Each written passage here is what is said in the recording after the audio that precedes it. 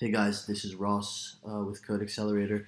This is our third lesson in the Intro to Programming series, and I'm going to introduce you to the console. Okay, this thing that you see right here where I type a lot, this is a console. It shows output from programs that are running. That's what it does. Very simple stuff. You can technically use it to navigate around a computer. You can use it to run programs. You can use it to delete stuff. If you watch my desktop right here, I can show you what I mean. Let me just open a new tab in it. Let me zoom in a little bit so so you can see it better. I'm going to navigate to my desktop right now, and if I do ls, that will show me the files that are on my desktop, which there shouldn't be any right now, right? So it's an empty list. Now, if I want to make a file, I could use the touch commands and call it whatever I want. I'm just going to make a text file named file, right? You see a file just appeared right there. Okay. You don't have to remember any of these commands that I'm doing right now. That's not important. All I'm doing is showing you the power of the console. So now, if I'm on the desktop, like it says right here, and I list the files, it shows that I have file.txt. Cool, right? I can also delete that file, which I don't need it, so I'm going to use the remove command. And hocus pocus, it's gone. I can list, there's nothing there, okay? Anyway, now you know what the console is. And it's very important that you know what the console is, because when we're doing very introductory programs, we're not going to have cool things that look like websites or apps with like buttons and stuff and nice graphics. It's just going to be spitting out text just like you saw happen here. So that's why I introduced you to that.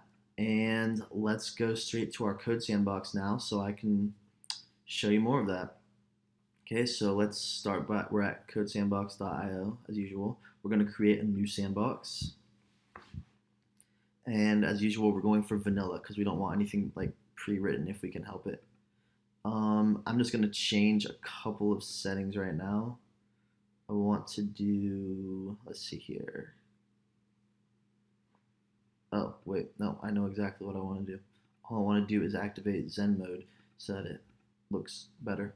And then I want to show you guys, wait, that's not what I wanted. Okay, first thing I'm going to do, I'm going to close the preview by clicking on this, and I'm going to open our console. See, we actually have a console here in this middle button. So I'm going to click on that. You see the console appears right here. I'm just going to stick it to the bottom right there because, I don't know, I like it running beneath my code. And now, since we're learning actual programming instead of just code, just markup like this, we're not going to be using this HTML file. Instead, we're going to come over here on the left where it says source, src. We're going to click there and click index.js. Okay, so that's some JavaScript right there. We're actually going to highlight that and we're just going to remove all of it. We don't want it there. And I'm going to save it by pressing Control S on my keyboard. Oh, right, and every time I save, it forks it, and let me kill that. So I'm going to hide the preview. I'm going to open the console. And here we are. So here's my code file. I'm going to click on this thing so that it hides the sidebar. And I'm going to enter Zen mode. There we go. So I can write my code up here. And then in this bottom section, it will show my output. So let's get right into it.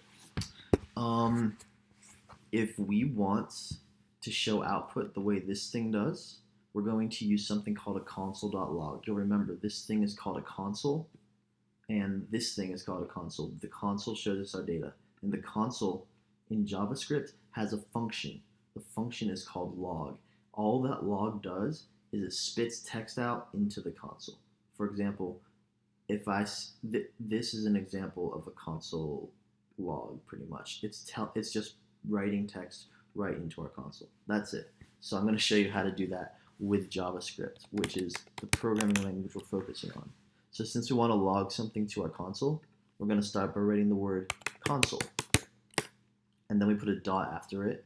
And we're saying, hey, console, I want you to do something. So console dot, and then we tell it to log. So we just write log, and then we put parentheses. Okay? Simple so far, right? Now, inside the parentheses, you're going to put what you want to output, what you want to write into the console. If it's a number, you just put the number, like 22, right?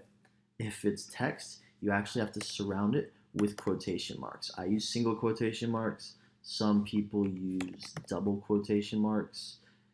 In JavaScript, it doesn't matter. Let's just go with single because I think it's cleaner. Okay, and I'm just gonna write hello.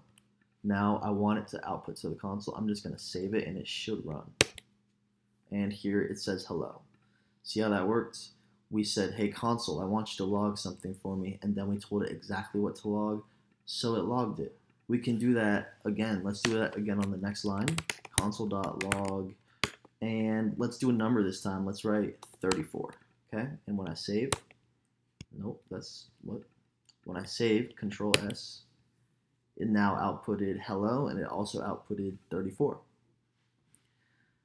So that's pretty much what I was planning on covering this lesson, just showing you how the console log worked. The reason it's so important is because, like I said earlier, we are going to be outputting a lot of data through the next few lessons as I'm teaching you how stuff works.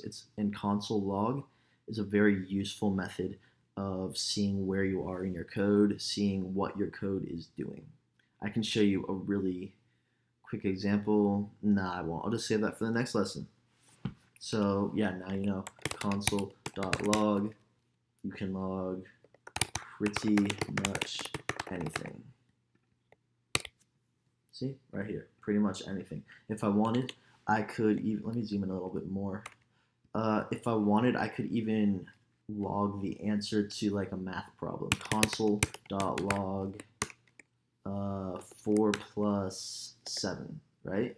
That will actually output the result. Let's find out. Save. And here we go. 4 plus 7 is 11. That's awesome. We could even mix these if we wanted to. We could say console.log, and then we could have some text. We could say the answer is, and then I could just use a plus sign, which I'll show you how that works later. And then I could do 7 plus 4, right? So it should say the answer is 11. Let's see if that actually works. Right here. The answer is 11. So you see, console log is very powerful. It can output anything we need it to pretty much. And we're going to be using it throughout this section. So yeah, thanks for watching.